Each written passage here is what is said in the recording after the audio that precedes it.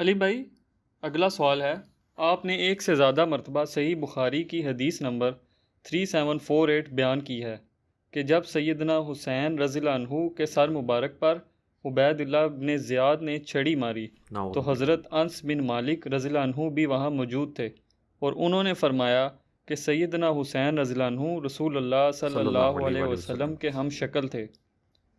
پوچھنا یہ ہے کہ عبید اللہ ابن زیاد جیسے ظالم آدمی کے دربار میں انس بن مالک رضی اللہ عنہ کا کیا کام تھا؟ ان کی وہاں موجودگی ان کے کردار پر سوالیہ نشان ہے، پلیز وضاحت فرما دیں۔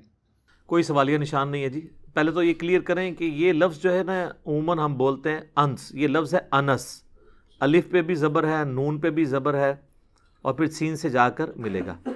انس ابن مالک رضی اللہ تعالیٰ عنہ، یہ نبی صلی اللہ علیہ وآلہ وسلم کے بڑے لاڈلے صحابی تھے۔ جب نبی صلی اللہ علیہ وآلہ وسلم ہجرت کر کے مدینہ شریف آئے تو ان کی جو والدہ تھی نا، ام سلیم، اردو میں ہم سلیم بول دیتے ہیں، ام سلیم، انہوں نے ان کو حضور کی خدمت میں پیش کیا کہ یہ میرا بچہ ہے 10 سال کا، تو یہ آپ کی خدمت کیا کرے گا۔ پھر یہ پورا مدنی دور حضور کے ساتھ ہی رہے ہیں، بڑے قریبی، یعنی ہر وقت سفر و حضر میں حضور کے ساتھ، آپ کو وضو کروایا کرتے تھے، اور کہتے ہیں کہ بخاری مسلم کے الفاظ ہیں کہ میں نے نبی علیہ السلام سے زیادہ شفیق کسی کو نہیں پایا۔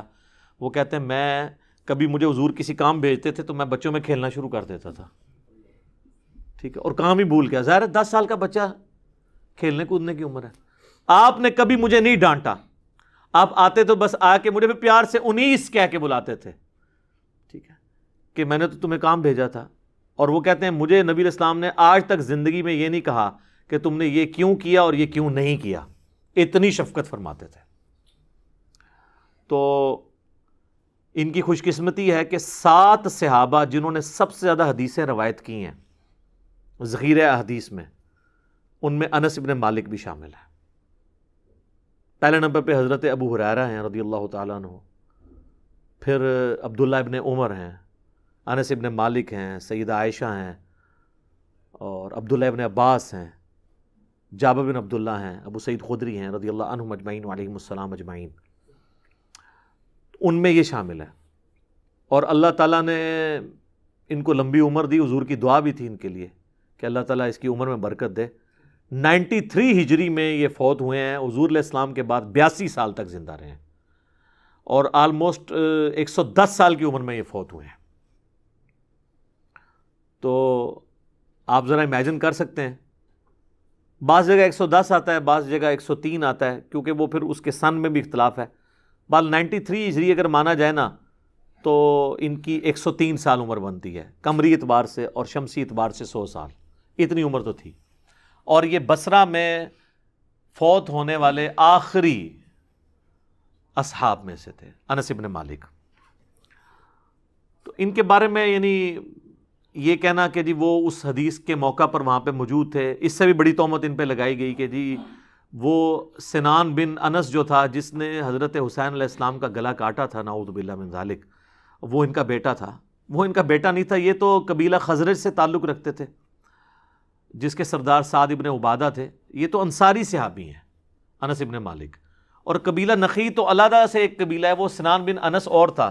یہ نہیں ہے کہ اب وہ نام اگر ملتا جلتا ہو تو سارے ہی وہ ہوں گے، جس محمد لوکی کلمہ پڑھ دے او محمد، اور ٹھیک ہے نا جی، خالی محمد نام ہونے سے تو نہیں ہو جائے گا۔ میاں محمد بخش اور محمد رسول اللہ، نام تو محمد ہی ہے لیکن فرق ہے۔ تو وہ سنان بن انس بھی ان کا بیٹا نہیں تھا، وہ الگ سے تھا۔ یہ تو بڑے محب اہل بیت تھے، اہل بیت کے چاہنے والے تھے، اور مولا علی حسن و حسین سے بڑی محبت کرنے والے تھے۔ ایک وہ کمزور سی روایت پیش کرتے ہیں کہ جی مولا علی نے انس ابن مالک کو بددعا دی تھی تو ان کو برس کا مرض ہو گیا تھا۔ یہ بات تو صحیح ثابت ہے کہ ان کو برس کا مرض ہوا تھا، وہ تو ویسے کرنی کو بھی تھا، تو مرض تو کسی کو بھی ہو سکتا ہے، لیکن یہ بددعا والی بات ٹھیک نہیں ہے۔ مولا علی سے بڑی محبت کرتے تھے، اس ثبوت میں وہ صحیح بخاری کی حدیث کافی ہے۔ صحیح بخاری کے اندر حسن و حسین والے چیپٹر میں انس ابن مالک کہتے ہیں کہ رسول اللہ کہ سب سے زیادہ مشابہت رکھنے والے سیدنا حسن اور حسین تھے. حضور علیہ السلام کے ہم شکل وہ حسن و حسین کو مانا کرتے تھے. اور جامع ترمذی میں ایک اور حدیث ہے جو حدیث کی ایٹ لیسٹ 30 کے قریب اسناد موجود ہیں مختلف کتابوں کے اندر, اور وہ بڑی مشہور حدیث ہے. اسے حدیث طائر کہا جاتا ہے, پرندے والی حدیث جو ناسبیوں کے گلے میں اٹکتی ہے. مشکات کے اندر موجود ہے مولا علی کے فضائل والے چیپٹر میں. اس حدیث کے راوی بھی انس ابن مالک ہیں. انس ابن مالک کہتے ہیں کہ رسول اللہ صلی اللہ علیہ وآلہ وسلم کے پاس ایک بھنا ہوا پرندہ کسی نے گفٹ بھیجا, تو حضور علیہ السلام کھانے سے اس کو رک گئے اور کہا اے اللہ اس وقت مخلوق میں جو تیرا سب سے پسندیدہ بندہ ہے نا اسے میرے پاس بھیج, میں اس کے ساتھ بیٹھ کے یہ کھاؤں. اب حضرت انس کہتے ہیں میں سوچ میں پڑ گیا یہ بندہ کون ہوگا, تو مولا علی آ گئے اور پھر کہتے ہیں مولا علی نے اور رسول اللہ نے بیٹھ کے وہ پرندہ کھایا. سر یہ ان الفاظ کے اندر قیامت چھپی ہوئی ہے. پیغمبر کی موجودگی میں پیغمبر یہ خواہش کر رہا ہے کہ ایسا شخص جو تجھے سب سے بڑھ کر مخلوق میں محبوب ہے اسے میرے پاس بھیج کہ میں اس کے ساتھ بیٹھ کے یہ کھاؤں. تو مولا علی آتے ہیں. تو یہ حدیث ترمذی کے اندر ہے, اسے حدیث طائر کہا جاتا ہے, پرندے والی حدیث. اس حدیث کا راوی بھی انس ابن مالک ہے. تو وہ اہل بیت سے اگر بکس رکھنے والے ہوتے تو ادھر تیسرا بندہ تو کوئی موجود نہیں تھا. انہوں نے تو حدیث روایت کی ہے, مولا علی نے نہیں روایت کی, نہ رسول اللہ نے بیان کی ہے. یہ انس ابن مالک خود آبزرو کر رہے ہیں اس حدیث کو. تو انس ابن مالک اہل بیت سے محبت کرنے والے تھے. ان کے اوپر جھوٹے الزامات لگانا یہ بالکل غلط ہے. باقی یہ کہنا کہ جی وہ دربار میں کیا کر رہے تھے, بھائی حکمران تھے, یہ تو چھوٹی بات ہے. مسند ابی یعلا آپ اٹھا کے دیکھیں, مروان بن حکم مدینے کے ممبر کے اوپر چڑھ کے, چونکہ وہ گورنر تھا حضرت معاویہ کی طرف سے, تو وہ حضرت علی کے اوپر سب و شتم کر رہا تھا اور حسن و حسین نیچے بیٹھے ہوئے تھے, اس کے پیچھے نمازیں پڑھتے تھے. وہ جو ایک پولیٹیکل سسٹم ہے اسلام کا, اس میں کسی طریقے سے بھی اس کو وائلیٹ نہیں کیا کرتے تھے اہل بیت, قانوناً اس چیز کو فالو کیا جاتا تھا. تو حکمران تو تھے نا وہ. تو حکمران اگر کسی کو بلاتے ہیں اپنے دربار کے اندر تو ظاہر ہے رعایا کو تو جانا پڑتا ہے. اس کو تو چھوڑ دیں, یہ چھوٹی مثال ہے. فرعون کے دربار میں بھی تو ایک مومن تھا. قرآن میں اللہ نے اس کی پوری تقریر نقل کی ہے کہ وہ اپنا ایمان چھپاتا تھا. اب آپ کہیں نہیں وہ مومن فرعون کے دربار میں کیا کر رہا تھا. فرعون تو پکا کافر جہنمی, یہ تو پھر بھی کلمہ گو تھے, مسلمان تھے. باقی آخرت کا فیصلہ اللہ نے ان کا کرنا ہے. تو اگر فرعون کے دربار میں ایک مومن ہو سکتا ہے تو انس ابن مالک بھی عبید اللہ ابن زیاد کے دربار میں اگر چلے گئے ہیں, چونکہ وہ گورنر تھا تو وہاں پہ موجود تھے, تو دیکھیں ادھر ہونے کا فائدہ ہی تو ہوا ہے نا. جو آپ نے حدیث بیان کی ہے صحیح بخاری میں, یہ حدیث حضرت حسین ابن علی کے چیپٹر میں ہے, انٹرنیشنل نمبر کے مطابق 3748, کہ جب سیدنا حسین ابن علی کا سر کاٹ کر ایک تشت میں رکھ کے, ایک کھلے برتن میں, عبید اللہ ابن زیاد گورنر کوفہ جو یزید کی طرف سے گورنر تھا اس کے سامنے رکھا گیا. والعیاذ باللہ تعالی. جن لوگوں نے حسین ابن علی اور اہل بیت کو اس طریقے سے شہید کیا ان پہ اللہ کی لعنت, اللہ کے فرشتوں کی لعنت اور تمام لعنت کرنے والوں کی لعنت, آمین. تو اس میں امام بخاری نے الفاظ لکھے ہیں برأس الحسین علیہ السلام, حسین علیہ السلام کا سر کاٹ کر رکھا گیا. اس حدیث میں حسین کے ساتھ علیہ السلام لکھا ہے امام بخاری نے, لیکن سر وہ عربی میں لکھا ہوا ہے. دارالاسلام والوں نے تو عربی سے بھی نکال دیا, لیکن سیدہ فاطمہ کا جو چیپٹر ہے نا بخاری میں دارالاسلام والوں کا, اس میں علیہ السلام لکھا ہے. اسلام 360 میں, مکتبۃ الشاملہ میں آپ چلے جائیں آپ کو عربی پورشن میں نظر آئے گا, لیکن اسلام 360 میں عربی میں علیہ السلام لکھا ہے, اردو میں مولوی گھس گیا اس نے رضی اللہ عنہ کر دیا. sunna.com سب سے بڑی ویب سائٹ ہے احادیث کی کتابوں کی بڑی سائٹس میں سے. اس میں آپ عربی سے اردو اور عربی سے انگلش ترجمہ احادیث کی کتابوں کا رکھا ہوا ہے, اہل حدیث کا. آپ دیکھیں یہاں پہ عربی میں برأس الحسین علیہ السلام لکھا ہوا ہے, اور ادھر انگریزی میں لکھا ہوگا حسین may اللہ پلیز ود ہم, اور حسین رضی اللہ عنہ. علیہ السلام لکھا ہی نہیں ہوا. اور کئی لوگ پھر ہم سے رابطہ کر رہے ہوتے ہیں کہ جناب وہ آپ نے کہا تھا اسلام 360 میں, وہ تو نکلے ہی نہیں ہے. تو ہم ان کو کہتے ہیں کہ اسلام 360 میں آپ عربی میں جائیں, ان کو تو چھوڑ دیں.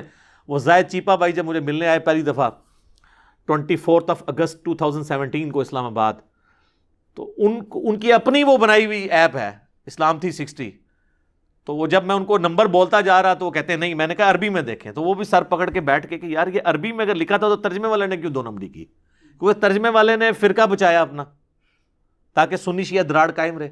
اور صرف ادھر نہیں، صحیح بخاری میں 6318 نمبر حدیث میں فاطمہ اور علی کے ساتھ اکٹھا لکھا ہے امام بخاری نے علیہم السلام.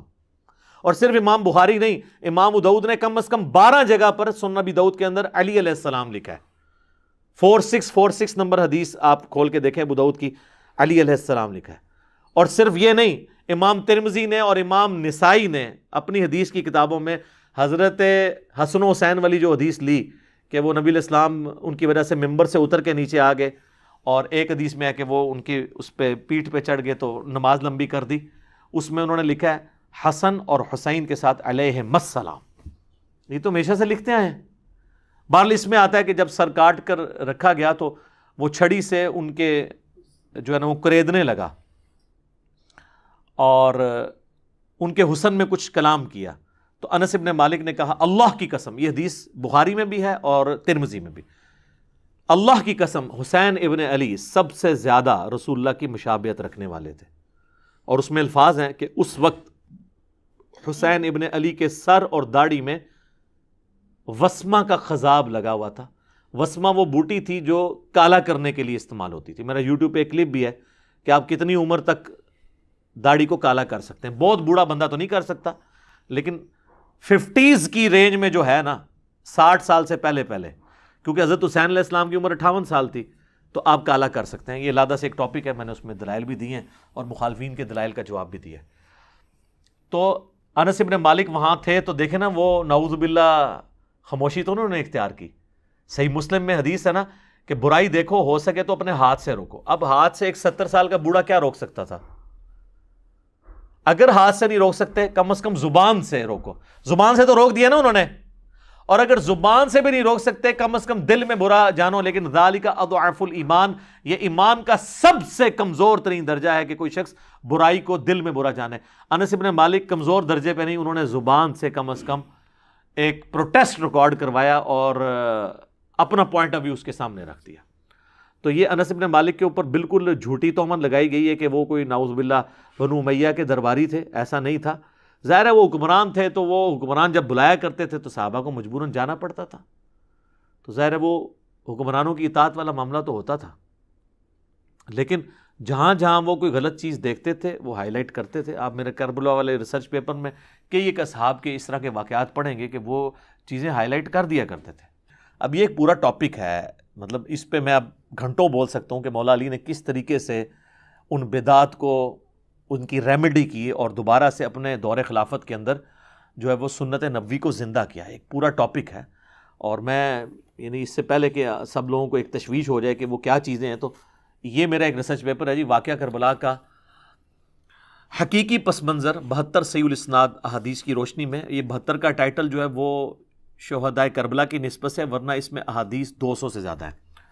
اکثر بخاری و مسلم سے ہیں. یہ عربی میں بھی ہے، اردو میں بھی ہے، ہندی میں بھی ہے، انگلش میں بھی ہے. اور اس میں نے خلفۂ راشدین حقیقی کون ہے اس ٹاپک کو کور کیا. اس کے بعد پھر شہادت عثمان کے اصلی اسباب کیا تھے. ایک تو جعلی اسباب ہیں، عبداللہ ابن سبا کے کھاتے ڈالے ہوئے ہیں، میں نے حقیقت بات بتائی.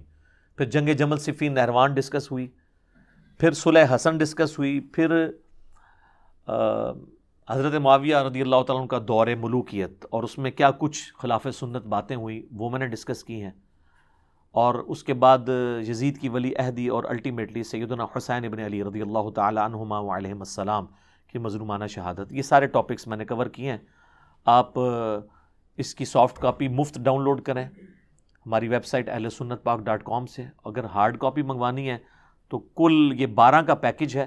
9 ریسرچ پیپر ہیں انکلوڈنگ اس کے، اور 3 اذکار کارڈ ہیں. ہم آپ کو یہ فری آپ کے گھر بھجوائیں گے. صرف آپ نے TCS کا خرچہ دینا ہے 300 روپیز. صبح 9 سے لے کے شام 5 بجے تک ہمارے اکیڈمی کے نمبر پہ آپ رابطہ کر سکتے ہیں. +923215900162 اکیڈمی کا نمبر ہے. پاکستان میں کریں گے تو 032159000162. کال کرنی ہوگی، واٹس ایپ انٹرٹین نہیں ہوتا. تو آپ یہ تمام ریسرچ پیپرز اپنے گھر TCS کروا سکتے ہیں. 300 کا آپ نے ایزی پیسہ یا موبی کیش کے ذریعے آپ پیسے جو ہیں وہ جمع کروا سکتے ہیں. تو باقی آپ تو پی ڈی ایف کا دور ہے، آپ اس P D F download کریں اور اس کو پڑھیں سافٹ کاپی۔ تو انس بن مالک کوئی یعنی خدمت گار نہیں تھے بنو امیہ کے، نعوذ باللہ۔ اس طریقے سے حضرت ابو ہریرہ کے بارے میں بھی کہتے ہیں جی وہ بنو امیہ کے خدمت گزار تھے، نعوذ باللہ۔ بنو امیہ کے خلاف کتنی روایتیں جو ہیں وہ حضرت ابو ہریرہ بیان کر رہے ہیں۔ یہ جو روایت ہے مسند ابی یعلا میں کہ نبی علیہ السلام نے اپنی وفات سے چند دن پہلے خواب دیکھا کہ آل مروان کے بندر ان کے ممبر پر ناچ رہے ہیں، اور حضور بڑے غمگین ہوئے حتیٰ کہ ان کی وفات ہو گئی اسی غم میں، اور آپ کو کسی نے مسکراتے ہوئے نہیں دیکھا۔ اس حدیث کے راوی حضرت ابو ہریرہ ہیں۔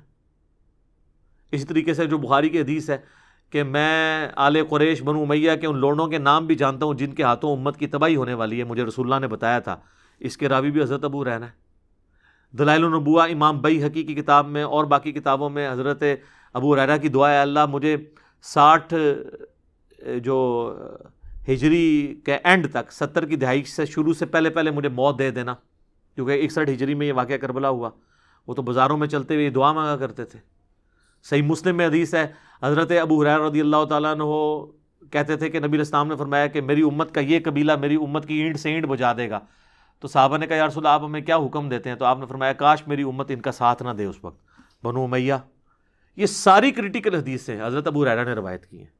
پھر مسند امام احمد میں، المستدرک للحاکم میں اور کتابوں میں یہ جو حدیث ہے، جس نے حسن و حسین سے محبت رکھی اس نے مجھ سے محبت رکھی، اور جس نے حسن و حسین سے بغض رکھا اس نے مجھ سے بغض رکھا، اس حدیث کے راوی بھی حضرت ابو ہریرہ ہیں۔ پھر مسلم شریف کی وہ کریٹیکل حدیث جس میں خیبر کے موقع پر نبی علیہ السلام نے فرمایا کل میں اس شخص کے ہاتھ میں جھنڈا دوں گا جو اللہ اور اس کے رسول سے محبت کرتا ہے، اللہ اور اس کا رسول اس سے محبت کرتے ہیں۔ یہ بخاری میں بھی ہے، مسلم میں، لیکن مسلم میں آگے الفاظ ہیں۔ حضرت ابو ہریرہ روایت کرتے ہیں کہ حضرت عمر کہتے ہیں کہ مجھے زندگی میں کبھی خواہش نہیں ہوئی تھی کسی منصب کی سوائے اس موقع کے کہ یہ بہت بڑی فضیلت ہے کہ اللہ اور اس کا رسول اس سے محبت کرتے ہیں، لیکن وہ جھنڈا حضرت علی کو ملا، مجھے نہیں ملا۔ تو یہ حضرت ابو ہریرہ نے اگلے الفاظ حضرت عمر کے حضرت علی پہ رشک کرنے کے الفاظ حضرت ابو ہریرہ نے نقل کیے ہیں۔ تو ان میں بغض اہل بیت کیسے ہو سکتا ہے؟ جب تکبیرات کی سنت چھوڑ دی تو بخاری مسلم میں آتا ہے بنو امیہ کو حضرت ابو ہریرہ نماز پڑھ کے بتایا کرتے تھے، اور ہر اٹھک بیٹھک پہ اللہ اکبر کہتے تھے سوائے رکوع سے اٹھتے وقت سمیع اللہ لمن حمیدہ، اور 4 رکعتوں میں 22 دفعہ اللہ اکبر کہہ کے اسلام پھیرنے کے بعد انہوں نے کہا کہ اللہ کی قسم میں تم سب سے زیادہ رسول اللہ کی نماز سے واقف ہوں۔ حضور اپنی وفات تک اسی طریقے سے نماز پڑھتے تھے، کیونکہ بنو امیہ کے لوگ پہلی تکبیر صرف اونچی کہتے تھے، باقی وہ ایکشن سے ٹرانسفر کرتے تھے امام کے۔ یہ تو پھر یعنی مولا علی نے بنو امیہ کی یہ جو بدعت تھی اس کو ختم کروایا۔ بخاری مسلم دونوں میں آتا ہے کہ عمران بن حسین صحابی، جن کے بارے میں مسلم میں آتا ہے کہ فرشتے ان کے ساتھ مصافحہ کرتے تھے، پھر وہ کہتے ہیں میں نے داغ لگوایا تو مصافحہ کرنا انہوں نے ختم کر دیا، پھر ان کو فرشتے سلام کیا کرتے تھے، مصافحہ کے نہیں سلام کے الفاظ ہیں، تو پھر انہوں نے توبہ کی کہ میں اب داغ نہیں لگواؤں گا، تو پھر دوبارہ سے فرشتوں کا سلام ان کو آتا تھا۔ وہ صحابی کے ساتھ ایک تابعی نماز پڑھتا ہے، جب جنگ جمل کے بعد کوفہ جو ہے اور بصرہ کو خالی کروایا مولا علی نے، تو انہوں نے مولا علی کے پیچھے نماز پڑھی، تو وہ صحابی اسلام پھیرتے ہی نا اس تابعی کے نا زانوں پہ یوں ہاتھ مار کے کہتے ہیں کہ آج مجھے علی نے وہ نماز پڑھائی ہے جو رسول اللہ کے پیچھے ہم پڑھا کرتے تھے۔ رسول اللہ صلی اللہ علیہ وآلہ وسلم ہر اٹھک بیٹھک پہ اللہ اکبر کہتے تھے، اور رکوع سے اٹھتے وقت سمیع اللہ لمن حمیدہ۔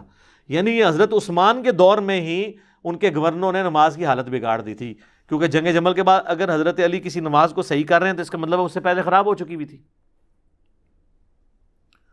تو پھر اس کے بعد حضرت معاویہ کا دور آتا ہے، اس میں دوبارہ سے یہ جب نماز خراب ہوتی ہے تو حضرت ابو ہریرہ پھر کہتے ہیں میں تم سب سے زیادہ رسول اللہ کی نماز سے واقف ہوں۔ تو یہ ان کی قربانی ہے۔ پھر مسلم شریف میں حدیث ہے کہ مروان بن حکم جو مدینے کا گورنر ہوتا ہے، وہ کسی کام سے جاتا ہے تو پیچھے حضرت ابو ہریرہ کو گورنر بنا کے جاتا ہے، تو آتے ہی جناب وہ درباری شکایت لگاتے ہیں کہ ابو ہریرہ نے تو ہمیں نماز میں وہ صورتیں پڑھائی ہیں جمعے کی نماز میں جو علی بن ابی طالب کوفہ میں پڑھا کرتے تھے۔ یہ شکایتیں ہو رہی ہیں سر۔ تو مروان نے بلا کے ابو ہریرہ سے کہا کہ یہ تم نے یہ صحیح بات سنی؟ انہوں نے کہا میں یہ علی کی سنت نہیں، یہ رسول اللہ کی سنت ہے، علی جو کچھ کرتے تھے وہ رسول اللہ کی سنت پہ عمل کرتے تھے، تو تم یہ میری شکایت بنائی جا رہی ہے۔ یہ مسلم شریف سر، مولانا شریف نہیں، مسلم شریف۔ ہم نے جو لوگوں کا دماغ کھولا ہے، اگر آپ بخاری مسلم پڑھیں نا، آپ پہ نئی نئی راہیں، وہ کہتے ہیں نا وہ معرفت کی باتیں کھلتی ہیں، ان کی تو یعنی جعلی معرفت ہے نا، آپ کو واقعی ریالٹی پتہ چلتی ہے، ایک ایک چیز آپ کو سمیل ہوگی کہ یار یہ یوں کیوں ہے، یہ ایسے کیوں نہیں، یہ ایسے کیوں ہے، تو آپ کو وہ چینز جوڑنی شروع ہو جائیں گی، اور آپ کو پتہ چلے گا کہ بنو امیہ نے جو دین کا حلیہ بگاڑا تھا، اس کی وجہ سے اوائل اسلام کے اندر کتنی مشقتیں صحابہ کرام کو اٹھانی پڑیں۔ تو حضرت ابو ہریرہ ہوں، انس بن مالک ہوں، باقی صحاب ہوں، یہ ماشاء اللہ تعالی شیعان علی میں سے تھے۔ شیعہ یعنی پولیٹیکل ٹرم میں علی کی پارٹی کے لوگ، تو ان کے اوپر یہ بغض اہل بیت کا الزام لگانا کسی بنیاد کے اوپر لگانا چاہیے۔ خام خواہ آپ نے چند ایک باتوں کے اوپر کوئی بات کرنی شروع کر دی ہے تو پھر تو علیحدہ بات ہے، اس کا تو کوئی حل نہیں ہے۔